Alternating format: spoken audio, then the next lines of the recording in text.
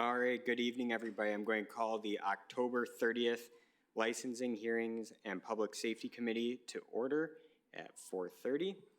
Roll call, Alder Heidemann. Here. Alder Perella. Here. Alder Lefebvre. Here. Alder Pearson. Here. And Alder Rust are here. Please join me in the Pledge of Allegiance. I pledge allegiance to the flag of the United States of America and to the republic for which it stands, one nation, under God, indivisible, with liberty and justice for all. Alrighty, I think we all know each other here. I'm looking for approval of the minutes from the October 16th, 2024 meeting. Second. All in favor of approving those minutes? Aye. Chair votes aye. Those are approved. Item number 6, RO number 69-24-25 by Fire Chief Eric Montiano pursuant to Section 24-459 of the Municipal Code, submitting the quarterly report showing the benchmark measurements for the fire department for the period commencing July 1st, 2024 and ending September 30th, 2024. Chief? Thank you, Chair. Good evening. So you should have the report in front of you. Just real quick, some highlights. Our call volume, again, it continues to rise, so we're at a record high so far compared to where we were last year, about 324 calls higher. School safety programs actually are just wrapping up now, so we hit about 2,000 students that we spoke to so far. We do have a few more programs coming at the end of this month, in November, so we'll hit some more there.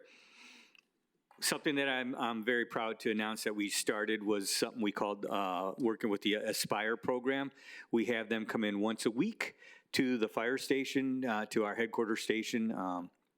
If you don't know what the Aspire program is, it's teaching our special needs students how to live out in the community, get them job skills so they can do and perform certain tasks. And so we have them come into our station once a week, and they help clean, vacuum, mop, clean the windows, wash the rigs. Every now and then, if the guys are training, they'll watch the training go on. But so I'm very proud of that. We just started that program last month. And then also our EMS training continues to rise as well. We do have that software that I've mentioned in the past, which allows us to track our training better. So be glad to answer any questions. All right, thank you, Fire Chief. Any questions? Alder Perella. Thank you, Chair.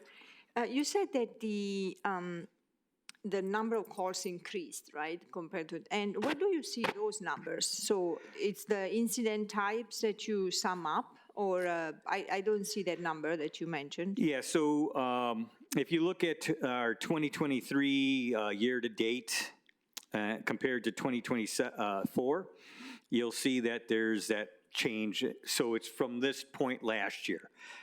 So we were at in quarter 3 last year, our call volume was 4,970. You follow me in that? Yeah. And then this year, at the same time, we're at 5,294. Yeah. Okay. Okay. I have a, may I, Yep. Chair?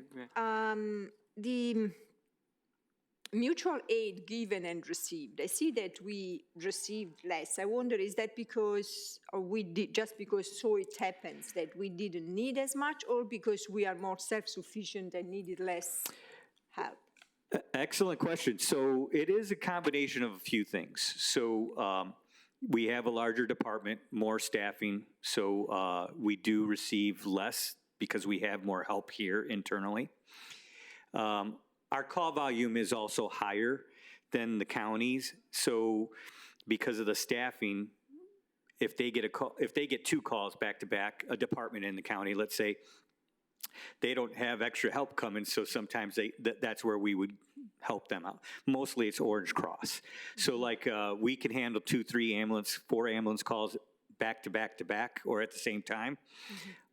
Orange Cross just doesn't have the luxury of doing that because they have more, the whole county to respond for and a larger area. So they don't have that ability like we do, so we help them out a lot, which they come help us too. So it's the numbers aren't reciprocal as you would imagine, but it's expected, just in the atmosphere of our county. Yeah. I have just one more. Yep. Inspections. So the inspections are lower than usual, and I mean, I have no reason to believe that that is not good. I just wonder why. No, so that is actually another good question. Not that there's any bad questions, but that's a good question because last year we had 2 of our members on light duty. So they were able to perform a lot of the inspections because they were here 40 hours or every day.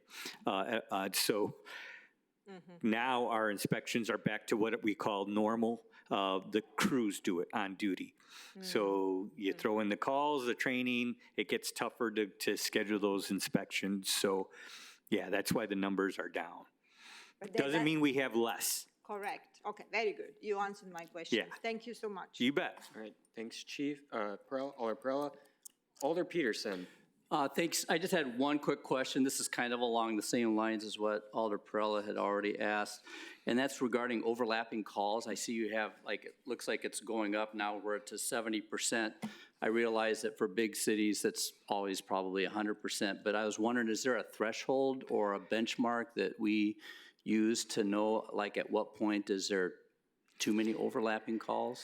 So you will never be able to diminish the overlapping calls because when you have one call and another one comes in automatically, it's regardless of the type of call.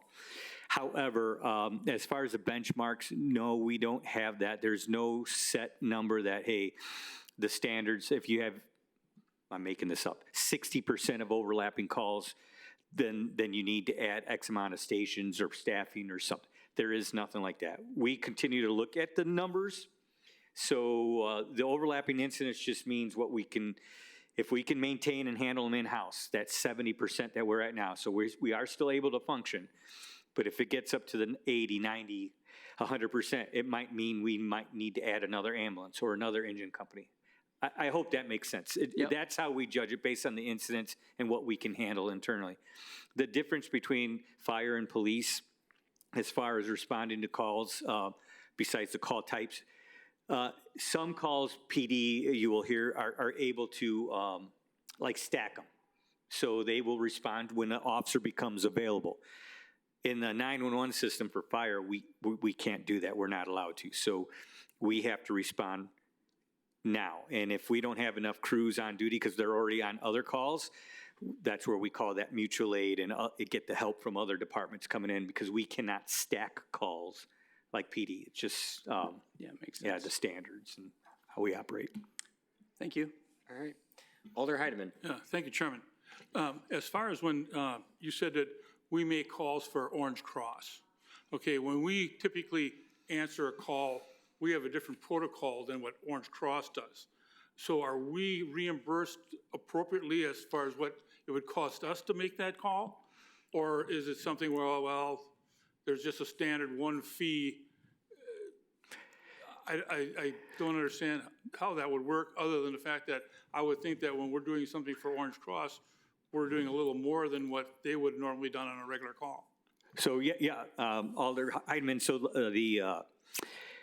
the mutual aid is not solely, and I apologize if I, gave that impression. It's not solely just EMS. It could be for fires too, or fire calls, car accidents, anything. The Orange Cross one, good question. We bill at what our rates are. Gotcha. So if Orange Cross comes in here, we don't bill. Orange Cross transported, so they will bill at their rates. Vice versa, same when we go out to the county, and that's what I mean. We go out more, so we are actually billing our rates. Okay. And getting more income, if you will, revenue, but it comes with a cost, right? We're Right. going out, so, yeah. But for fires or fire-related incidents, there is no billing. We don't bill, Yeah. They don't bill That's- us. yeah. That is a I was truly more on- mutual, We're on the reciprocal. ambulance calls. Okay. Yep. Thank you. You bet. All right. Any other questions? Alder LaFave? No, I'm just kidding. I'm kidding. All Thank right. you. Thanks, Chief. Do we file this? Yeah, all right. I'm looking for a motion to file. All in favor? Chair votes aye. That's filed. Item number 7, RO number 70-24-25 by Police Chief Christopher Domagowski pursuant to Section 30-50 of the Municipal Code, submitting the quarterly report showing the benchmark measurements for the Police Department for the period commencing July 1st, 2024 and ending September 30th, 2024. Assistant Chief. Thank you for recognizing me, even though I'm dressed a little different today. Appreciate that. I just think overall it's worth pointing out that we're having a very good year, and there are some real bright spots and a couple of concerns. The bright spots in particular are that our property crime continues to go down, and in the case of robbery, burglary, and theft, it's pretty significant reductions in those. The other highlight I would point out is that our involuntary commitments are down by almost half from compared to last year. Those are basically mental health detentions where someone is held against their will because they're a danger to themselves or others. And so we really believe that that's number one. I think it's indicative of the trend since COVID where mental health crises are on the downswing, but I think we're certainly well ahead of that trend here locally because of our co-responder program, and that the success of that program of getting people in a position to intervene with people in crisis on the front end has been very, very helpful in preventing those kinds of situations. You may also be aware that when we conduct a mental health detention, it's a significant resource drain for us as well. They're generally speaking a lengthy call. Sometimes they involve out-of-town transport for us, and so it's really allowing us to focus on other priorities here and proactive things that we can do in the community as well. So I think that's a significant positive. The one cautionary item is our assaults continue to go up here. We've looked at that, and it seems to be driven by two primary things. One is maybe what I would call out-of-control kids fighting with each other, and the other is domestic assaults. We don't really have high proportion of stranger assaults or anything like that, and so those are probably two of the most stubborn types of crimes for us to intervene. Obviously, we can't surveil people in their living rooms and things like that. And so we are working with the district attorney's office with a new offender-focused treatment program that they've instituted in conjunction with probation and parole, the public defender's office, and other partners. And so we're hopeful that that has an impact as well over the long term. But those are the highlights. I'm happy to answer any other questions. All right, thank you. Any questions? Alder Lefebvre. Well, not really a question. I just wanted to give you a shout out for your officer liaison program that you have. I've, in my duties as an alderman, I've actually had to use some officer liaisons, and they handled some work for me, and it was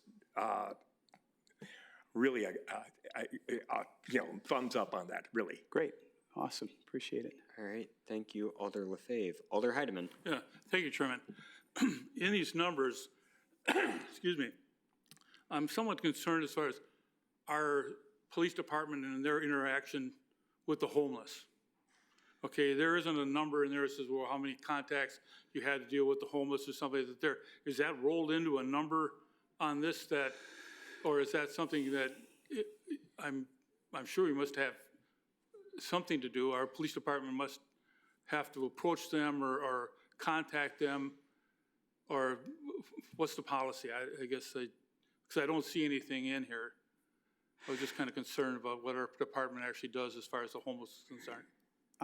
So I think as far as the quarterly report goes, I don't know that there's a way to really distinguish those types of interactions with the numbers that are reported here, right. Because we contact homeless for a variety of different circumstances. Sometimes it's for disorderly behavior. Sometimes it's for ordinance type violations because of alcohol consumption in parks, for example. And sometimes it's for welfare checks because maybe their behavior is not disorderly, but it's a little unusual. Somebody's concerned, and so they call the police department basically looking for someone to help them to intervene to try to maybe get them resources or something like that. And so because it's such a wide variety, I don't know that there's an easy way to sort of identify a particular thing in the report. And I don't know that we have a mechanism to track those particular calls at this point. And so I don't know if that answers your question. You also asked about. No, that does. Chairman. So, over the last year, so are on, just currently, is it on the rise, or is it, does it get to a point where we don't seem to have to deal with the homeless as much as we had the month before? Because we're coming into the cold portion of the year, and I'm concerned about where they are and what happens to them, and what, you know, I didn't want to say, hey, would you put a number in there so that I could see the number of how many times you interact with them? Because it's either your department or the sheriff's department or somebody contacts these people, or is that a joint effort?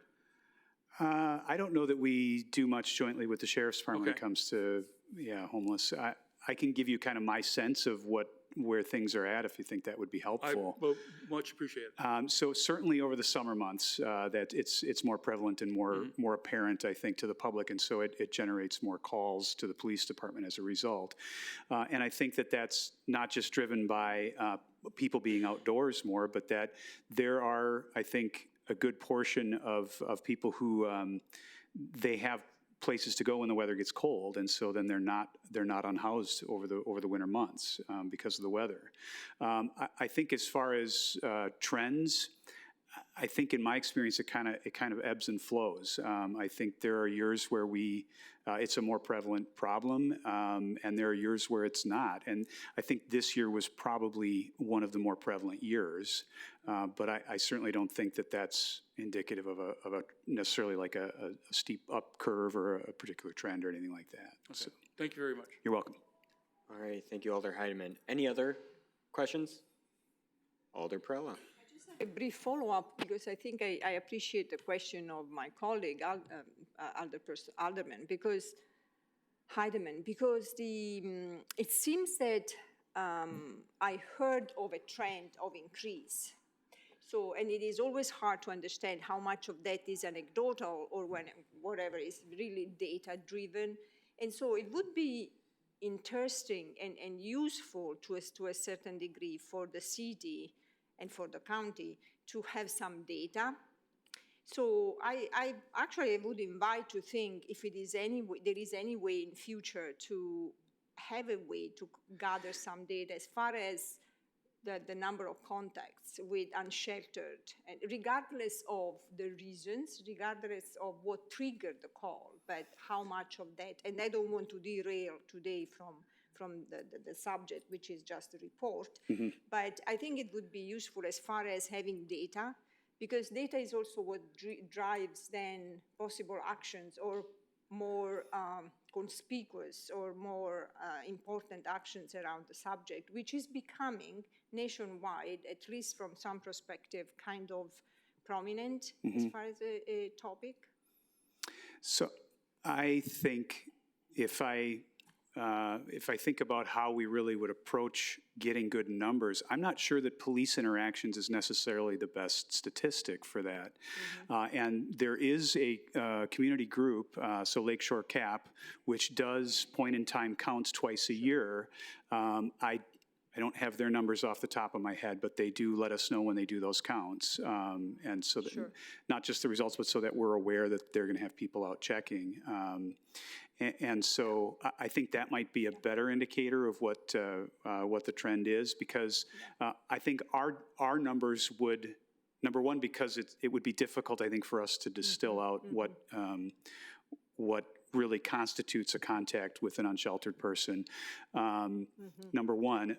Number two, it's dependent on someone calling us and someone being maybe bothered or concerned enough about something that they're seeing.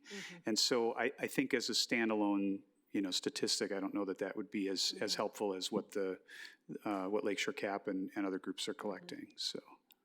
Yeah, I appreciate that standpoint, and I of course I'm aware of those organizations. It's just the point is to understand how much of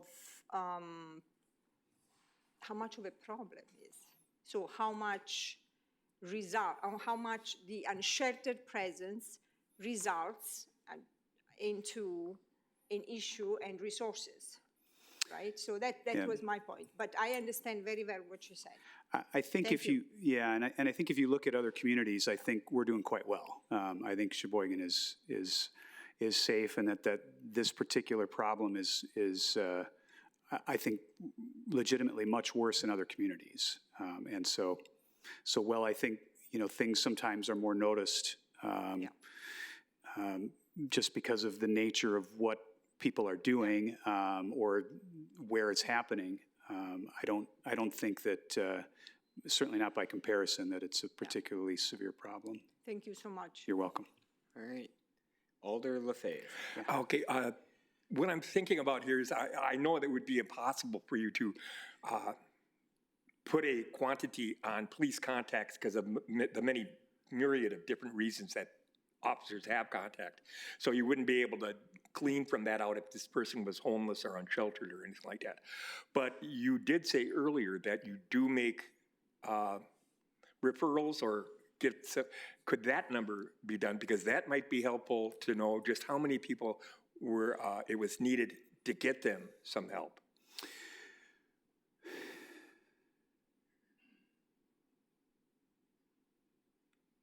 Yeah, so when people have need for social services, Right. It doesn't necessarily mean that they're unhoused or unsheltered. And so I don't know that it's any different, I guess.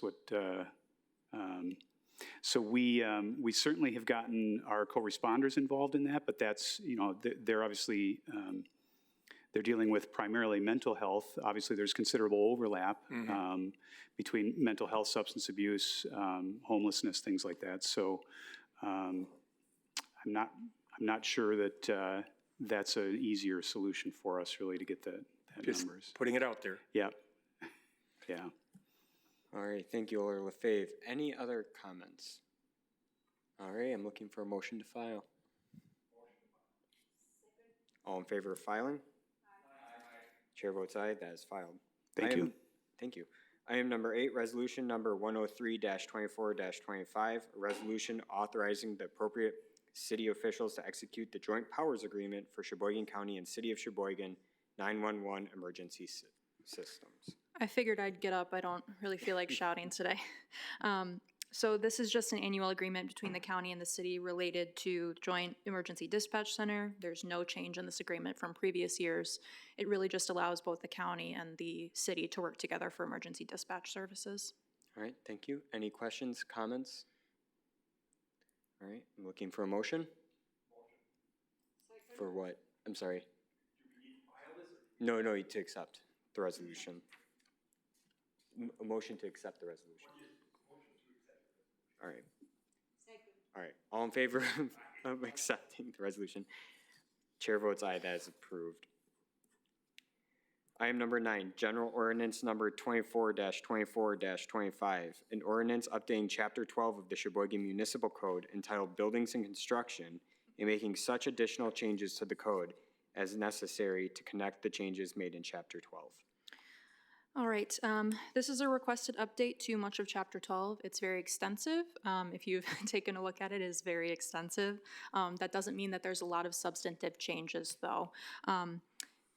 I've given you all a memo from Charles Adams, the city attorney, that he wrote up today about some of those substantive changes. So I'll read it for anybody that's at home and so that we can think over it together. So among the key changes are updates to the list of outside codes adopted by the city and exceptions to those codes, granting additional authority to appropriate officials to issue necessary citations, changes designed to better align the language of our code with state administrative codes, including changes to various state licensing and permitting schemes, shifting and renumbering of some provisions to make finding code provisions simpler, the use of updated standard language to describe various roles and positions within the building inspection department, putting most fees in a separate fee schedule that can be easily updated by council resolution without the need for entire ordinance changes, clarifying committee and subcommittee structure, including reducing the number of committees and allowing non-residents to serve on the Board of Examiners, consolidating most appeals regarding building code matters to the Board of Appeals, repealing of the vacant building registry ordinance, removal of most municipal regulations relating to swimming pools in favor of provisions designed to ensure that pools are properly fenced and gated. Removal of inspection requirements and fees for low-voltage installations, and moving the ban on coal tar sealant products to the nuisance chapter rather than the building code chapter. Basically, it's just an update that's long overdue. The city attorney, Charles Adams, worked on it extensively. Our office worked on it extensively. The building department, or building inspection department worked on it extensively, really just to get it up to where it should be. And 2 members of the building inspection team are here to answer specific substantive questions that you may have about it. All right, thank you, Audrey. No, this is definitely well overdue. Being in construction, there's a lot of things that we always got to keep up with in the state and just, you know, standard guidelines. With that being said, any comments, questions? Alder Prella. Thank you. Yeah, it was massive, so I tried to read the whole thing, but of course, you know, I learned that there are tons of licensing, contractors' licenses and so on that I was not even aware of. But I have a couple of curiosity and quick questions. The very first point of the key change, and I actually appreciate that Attorney Adams has put together these key changes because it is so long. So the number 1, updates to the list of outside codes. Are those state codes, federal codes? All of the above, and international codes. Very good. So we adopt, and you maybe better answer this than I can. Yep, yep. Come on down, Pat. All right, here I am. So the outside codes would be the International Building Code, the Uniform Dwelling Code, the IPMC, which is the International Property Maintenance Code. Those are codes outside of our municipal code that we adopt. Plumbing code, electrical code, those are the ones that we have. Those are outside codes. Okay, thank you. Make sense? Good. Yeah, no, it makes sense, although I'm still thinking, you know, why do we need to abide by international codes? But They're just like standards that we believe we should be following. We Right, do make right. exceptions. Okay. So in our current Chapter 12, we have several exceptions to the IPMC that we don't feel we should be following exactly, so we've made our own. It's just international standards that are That's probably okay. the best, so. I got it. Thank you so much. Yep. Chair, so granting additional authority to appropriate officials, what does that mean in practice? I believe that means that, so as the way our statute is written now, it only allows building inspectors to be doing the citing, but now we're changing that to code enforcers as well. So there's some new staff that are going to be taking over like sanitation things and code enforcement. So we want them to be able to, they're going to be all trained and doing all of that, but we want to make sure that they also have the ability to. In the same department? Yes. Okay, very good. Thank you. Just a second, please. I had one more thing that...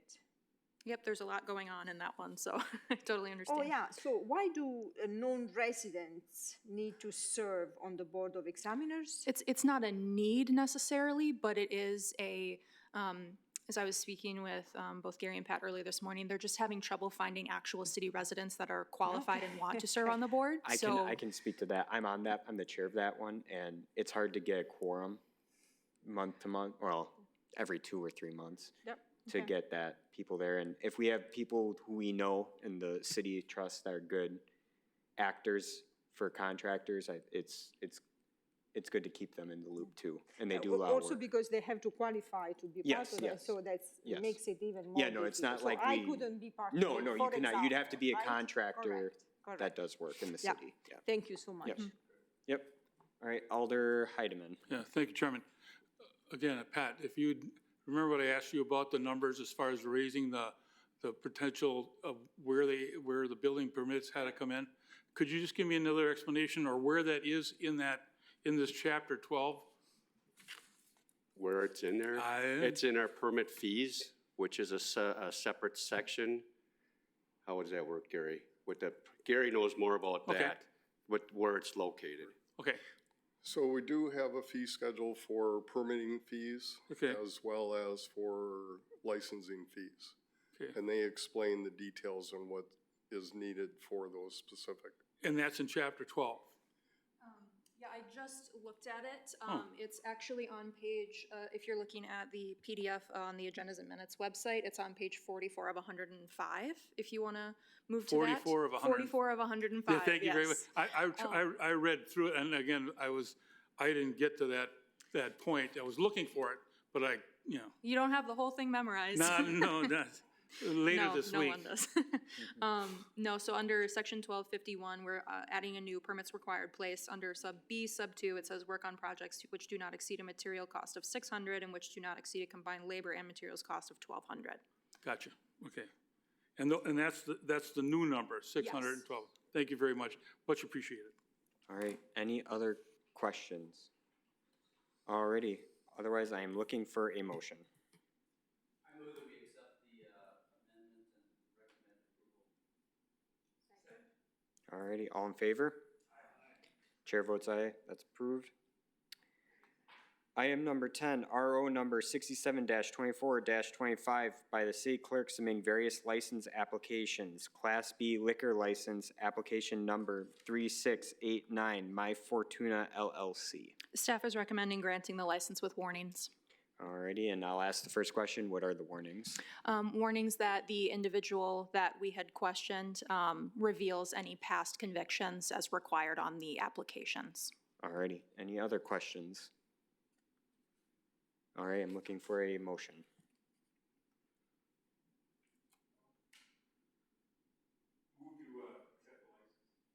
With? With, okay. All in favor? Chair votes aye, that's approved. Item number 11, RO number 74-24-25 by the city clerk submitting a license application. Staff is recommending holding this application as I did not receive the application in its entirety in time to view for today's meeting. As a part of the application review process, I look at the police sheets that come from Sheboygan Police Department to make sure if they've got any contacts with police that it lines up with what they have revealed on their application. Sometimes the police sheets come super early and sometimes it just takes a while to get here. So once I have that police sheet, I will review the entire application and it will go back on the agenda and we'll go from there.